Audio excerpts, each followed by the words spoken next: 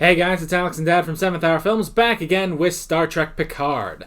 Last time on Star Trek Picard, we had maps and legends. What all happened on the last episode? A lot of exposition. Yeah. There's no action. First episode, lots of action. Second episode, I don't want to say it was a snooze fest, but it was just, let's lay this all out and get everything in order so that we can get back to the action. Yes. So, Picard is going to go out to find the twin of Daj, and in order to do that, he needed a ship and a crew, so he had to go to someone that hated him, but he could trust, basically. Okay. Yeah, and people in the comments were saying that she's not from The Next Generation. She is more likely from the tie-in comic book to this show, where Picard was in command of the Freya, I think is what it was called, and she was his first officer on the whole try to help the Romulans, and so everything went south, so that's probably why she hates him. So, yeah. All that's in a comic book, not on the show, but I guess they'll explain it to us in this episode. Well, I would hope so, yes. Yeah, because at the end of the last episode, it's just some person, like, all right, I guess we can do that if you want. Living in a prefab out in the desert and Well, apparently likes wine. yeah. Yeah, that was pretty much the episode. Well, other than Picard went to Starfleet and they turned him down and insulted him. Yeah, which, again, you should go to Admiral Janeway. Janeway would have helped, but that was pretty insulting to him. So, and I have to say, something I should have brought up last episode, the amount of F-bombs in this show, and there were only 2, but still, it's like, we're on Star Trek, aren't we? Yeah. Thought everyone could watch Star Trek. That's... Yeah. Back when, what was it? When the Enterprise was about to crash, I can't remember. That wasn't in Generations, was it? Yes. Yes, in Generations. Yeah. And, of course, Data had his emotions chip in when Yeah. he went, oh, and bleeped. Yeah. That was entirely appropriate, Yeah. for that situation. But, yeah, the language in this is unnecessary. It kind of seems like, and we're not saying we're against that kind of language in a show. This just doesn't seem like the show you would put it in. Yeah. Like, because that was never in Next Gen. That was never in any of the other Star Trek shows. It feels like they're just doing that here to sort of be a little edgier. I remember the huge controversy in the original series at the end of what was it, City on the Edge of Forever, when he falls in love with a woman from the 1940s and realizes that she has to die in order for history to do what it needs to do. And like one of the very last lines is, when Kirk asks the Enterprise to beam them up, he says something to the effect of, let's get the hell out of here. And people just went, bat crap crazy that he said the word hell on national TV. Yeah, so the times have changed. Yes. Now, granted, this isn't on television. This is on streaming where they can get away with that. But, I mean... It's unnecessary. You can drive the point home without that. That just sort of takes me out of it. It's like, oh, this isn't... We don't normally have that on Star Trek. And I know, I've seen all of Game of Thrones. And Game of Thrones is really bad with their language. But still. So... It depends on the right kind of show. Yeah. Anyway, just a little... Honestly, I guess a minor thing about last episode. So yeah, that is pretty much that. This is where we say... we wouldn't say no spoilers, because it's not like anyone else has seen the other episodes. I'm not used to doing live shows. It's a little odd. But what I can say is that if you want to watch our reaction to this episode of Star Trek Picard, unfortunately it's not in this YouTube video due to copyright reasons. So what you got to do is head down in the description or to the pinned comment on this video. There will be a link there. You can click that and it will take you to our 10-minute reaction with the footage down here, and it's all edited and nice and good. And you can watch that. You can hopefully have a good time. And when you're done with that, you can pop right back over here for the discussion. I did that the last 2 times, and it's for a techno troglodyte like me. If I can do it, anybody can do it. So it's pretty simple, honestly. You just click one link and you're there, and then you pop right back over here for the discussion. Like I said, so with that being said, we might as well get right into this episode of Star Trek Picard. Here we go.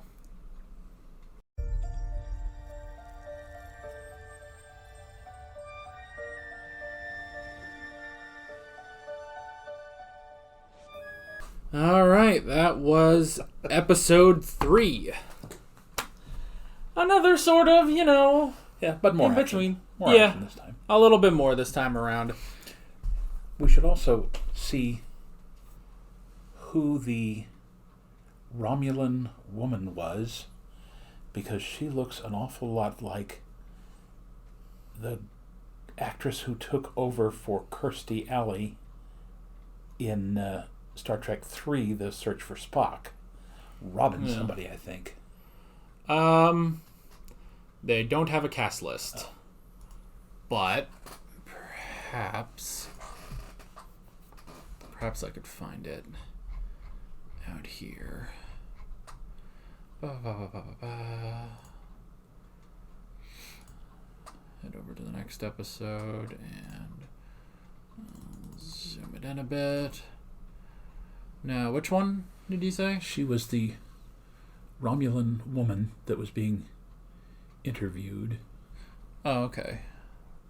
Rhonda. Rebecca Wisaki. No, that's not her. No. But in the Romulan makeup, she did look a lot like. Yeah. Okay. Never mind. Yeah, that's all right. All right, but that was that episode. Yeah, it was definitely better than the last episode. So a few more things happen, and we are now at least on our way. So, now, how many episodes is this going to be? Do we know? I think it's 10. 10. So it's pretty decent. Yeah. So let's go ahead and head into the notes. The first thing I wrote down was the 14 years ago. So we saw what happened when, the Federation dropped all support for Romulus. Which we should mention that we rewatched the 2009 movie, and it's interesting because they do mention that. They do. Nero says, the Federation wasn't going to help. So that's why Romulus went to Spock instead. And then that didn't work. So that was interesting. And we saw Picard basically giving up his resignation. And it is interesting that he considered that to be his final, pitch to try to get the Romulans saved. Well, he was thinking, of course, that's the one thing that Starfleet would never do. I mean, he's literally a legendary captain. But, it's like MacArthur during the, I can't remember if it's end of the Second World War. I guess must have been during the Korean War, when, MacArthur said, it's going to be my way or no way at all. And Truman said, well, then you're out. And ended up firing him because Truman had another idea that he wanted to go with. So yeah, because getting rid of someone like Picard, other than honestly Kirk himself, he's a pretty legendary captain, like you said, and the fact that he captained the flagship of the Federation and Starfleet for so long, to sort of drop him like that, it is interesting. And you're right. I guess it does sort of make sense because he never expected them to give up on him, basically. And so he was like, well, they gave up on me. There's really nothing I can do. And that is sort of what separated him and Raffi. And then I guess it was just the fact that it was 14 years of... It was 14 years of separation, and Picard never checked in on her to make sure everything was okay. That really cemented the hatred towards him. Although I will say it's not. I don't feel like it's the most well-deserved hatred for Picard, but then again, the fact that she does come around in the same episode, I guess it is sort of like, well, her life has gone to hell because she got fired too. But she is somewhat willing to, come around. So that was interesting. You also wonder, at some point in those 14 years, did she ever consider contacting him and saying, hey, look, I'm really in a bad place. Can you can you help me? Yeah, that's true. And also, when she was saying, like, oh, I saw you in your comfortable chateau that was all, nice and pretty, and it's like, I mean, yeah, it's his chateau, but it was his brother's chateau, wasn't it? Yeah. That was the thing, was that I'm pretty sure they mentioned that his brother died in generations. So it's like, it was never really his. Like, it belonged to the he inherited family. it. Yeah. He inherited it, and like he said at the end, it never felt like home to him. Yeah. So, well, she's of course also comparing it to her little prefab out there in the desert. Yeah, next to the Vasquez rocks. And it's also interesting that it just straight up said just Vasquez rocks, and it's like, yeah, this is where you just expect Captain Kirk and the Gorn to go run around out there. So, let's see. I do like that, even with her, saying like, no, I can't, I'm not going to follow you down another rabbit hole, and, telling him to get out constantly. And then just like, later that night, he just calls her and it's like, you're looking over the things, right? And she's like, no, I'm not. It's like, yeah, you are. So I'm going to need this. All right, so I'll see you there. Bye. It's like, he just has complete confidence that she is doing this. Yeah. So I thought that was kind of funny. Well, you work together that long. I mean, he would know the same thing about Riker, Yeah. Because you work together so long, you literally get to know how the other person thinks. So. Yeah. We were introduced to Captain Rios in this episode, who, before everyone tells me in the comments, yes, I know he is played by Lancelot from Merlin. And it's one of those things where it's like, I could have brought that up in the episode, but you haven't seen Merlin, so I just wanted to say that here, because I know people were like, oh, didn't you recognize him? Yes, I recognized him. By the way, if I may point out, back in the early 80s, this would have been about 1983, I adapted a script for The Sword and the Stone, and I played Merlin. So, interesting. So, yeah, I love the character. Did a lot of research for that. Read probably a dozen books from different authors, including, of course, T.H. White's Once and Future King, and just had a great time with that script. It would be interesting for you to watch Merlin, because it's so odd. It's like if they did, it's basically like they took the formula of Smallville and then put it to Merlin. Like, Merlin is a young man and Arthur is a young man and he's still the prince. So anyway, so yeah, we were introduced to Captain Rios, who was Starfleet, but he's not Starfleet, but he still thinks like Starfleet. So that's why I actually did like, because I think we pretty much knew that's like, okay, if Picard's going to get, some unregistered ship, I kind of figured it'd be like the Millennium Falcon, where it's like, it's some rundown piece of garbage. Like, I do like, because he is sort of like a Han Solo type. You can already get that. Well, there's even in Voyager. I mean, he's like Chakotay and B'Elanna Torres. These are people who had been part of Starfleet and then decided, for whatever reason, they needed to go off and become, I can't remember, what were they called in Voyager? The Maquis. Maquis, yeah. Yeah. Again, it makes perfect sense. It's in the perfect mold of what Star Trek has done in the past. Yeah. Here's a guy who literally spent his career in Starfleet until they screwed up, and then he goes off to do what he considers is the right thing to do, but he's going to do it the way he was trained. He's not going to turn his back on literally everything that he knows. Yes. So I do like that. I like the attention to detail, that it's like, no, this is a really nice looking ship. It's not like the Falcon, or even I think the Maquis ships weren't like the greatest ships, in the galaxy. What is it? Luke Skywalker, it's either Luke or Leia, first time they saw the Falcon, said, "Look, it's a hunk of junk," or something like that. Yeah. So I do like that. You came to rescue me in that thing? You're braver than I thought. Yeah. His EMH is interesting. So first off, we see the EMH, and he's British, and he's helping out. And then we see, well, the next time, first off, he was Irish, which was a weird shift. But then he said deactivate the ENH.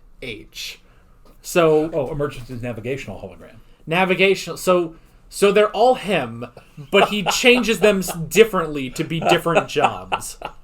Yeah, because the second one, he was talking to him about navigation.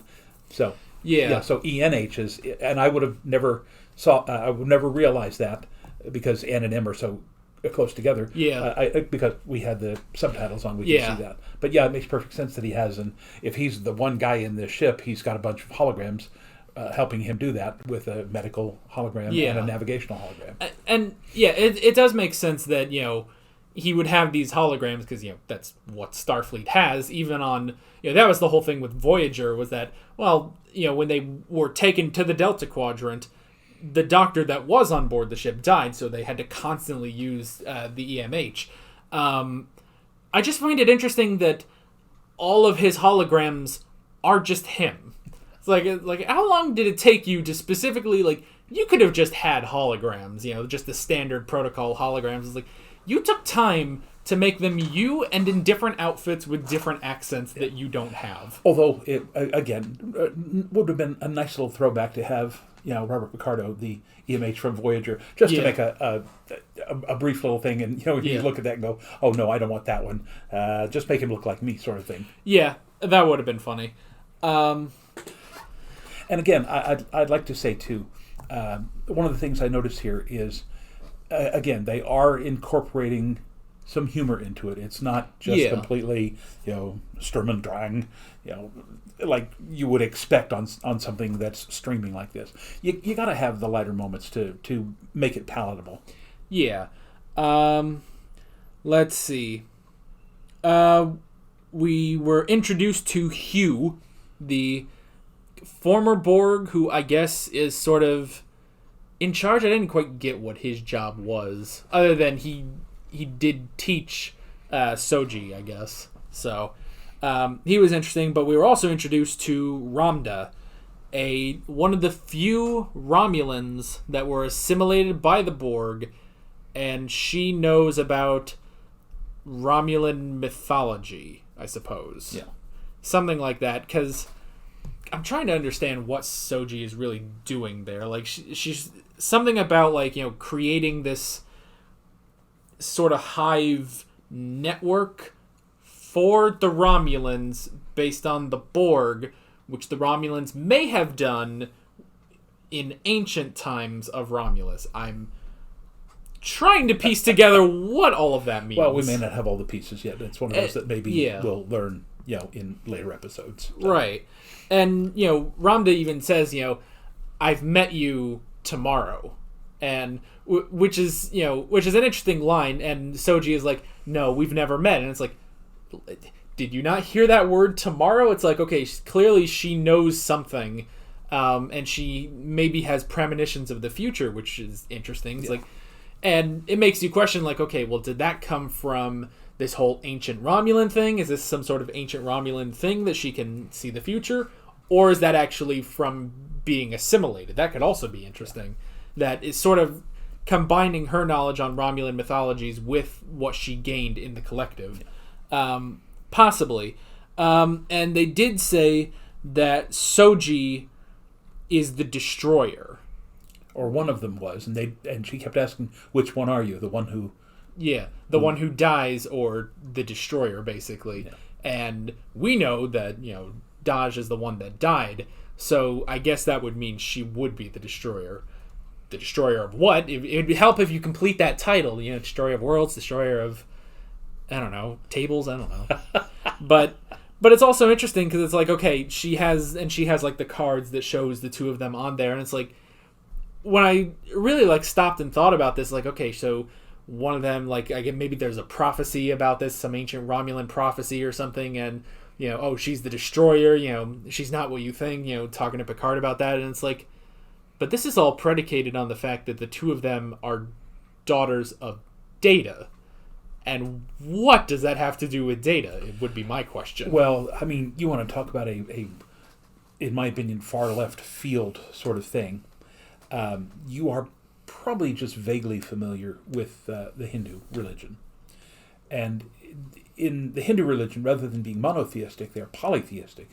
And there is Brahma, the creator, which in this case, I mean, if you want to stretch it, could be Data.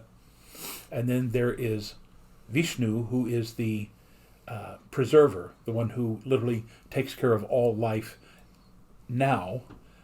But then there is Shiva the Destroyer. So you have the three elements there. You have a creator, the preserver, and the destroyer. And I mean that would seem to me to be this mythology thing that they're. And I don't know if that's where they're going with it, but that's what came to my mind. It could be, and I guess you also have to factor in that technically the two of them would have been made by Maddox, not necessarily Data. Yeah. So it could also be that maybe while Data started this is something, this whole destroyer and prophecy and everything, maybe this somehow is to do with Maddox. Maybe he's the creator or the preserver, and then she would be the destroyer, I suppose. So it's definitely something we're going to have to wait for the show to really explain to us. Let's see. And then the last thing I wrote down was the crew. We have a crew now of Captain Rios, Picard, Raffi, and Dr. Girardi, which is interesting that we're also bringing her. And again, it's just a minor thing, but Girardi is not a name that you would necessarily associate with a very blonde, very, Northern European, whether it's Nordic or even just British. I mean, because she's got that wonderfully round little face, and I mean, she looks to be the meekest of all of these characters. But she did shoot a Romulan, and she says, I kill this guy to get where I am here. So but it's just a minor thing. That was one of the things that I always thought was kind of unusual about Star Trek.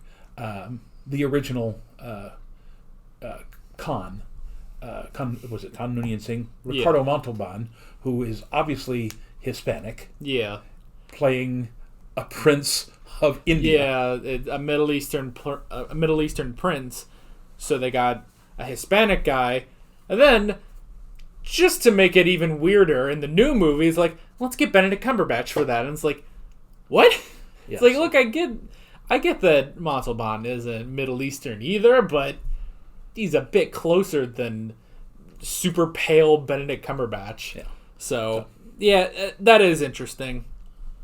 And then didn't they actually at some point meet Khan Noonien Singh in Dr. Sung. It's Dr. Sung. Sung and Singh, they were so, the two names were so close. I'm pretty sure it's Dr. Noonien Sung. Yeah, Noonien Sung. But it was played by Brent Spiner. Yeah, who is, again, nothing that you would expect to be from a South Asian country. Yeah. That... I mean, I guess it's the future, it's utopia, we all, And Picard, who's from France, has a British accent and not a French accent. That's always been a weird one. So... we're not hating on it, we're just saying, why? Yeah, that's the thing. It goes all the way back to the original series when Khan first showed up. It's like, you have some interesting choices you make on some of these characters. So, we have our crew of 4. And we're heading off to Free Cloud. Yeah. Sounds like something that you'd store your data in. Yeah, I was thinking that too. Like when it popped up on her screen, it's like, Free Cloud, welcome to Free Cloud. It's like, is she going to a storage thing? I don't get what just happened. It's like, oh, it's a location, I guess. Okay. I also keep thinking, like, with everything that happens with, like, Shoji, it's like, does any of this have anything to do with lore? I just keep, like, waiting, especially, like, with, all the synthetics that went rogue suddenly on Mars, and it's like, but what if that was lore? That sounds amazing. Yeah. Like, if he was just, like, a full villain, like, for a full season, like, that would be interesting. I don't know. I just keep thinking, maybe. Which I guess you sort of have that same sort of archetype if Dr. Sung, the creator, Data, the preserver, and Lord, the destroyer. Yeah. So I guess it's just sort of that again with these two. We shall see. Yeah, it's just that she doesn't realize she would be Lore of the two of them. So, and you throw B4 in there somewhere. So, that is pretty much all we got. So, that all you got? That's all I've got. All right. Well, with that all being said then, we're Alex and Dad from 7th Hour Films, and we will see you guys next time. Take care. Alright guys, thanks for watching this video. If you want to watch more of our Star Trek Picard reactions, you can click on the playlist, you can subscribe if you haven't done that already, and be sure you hit that notification bell. You can support me on Patreon and follow me on social media, links below in the description. See you guys later.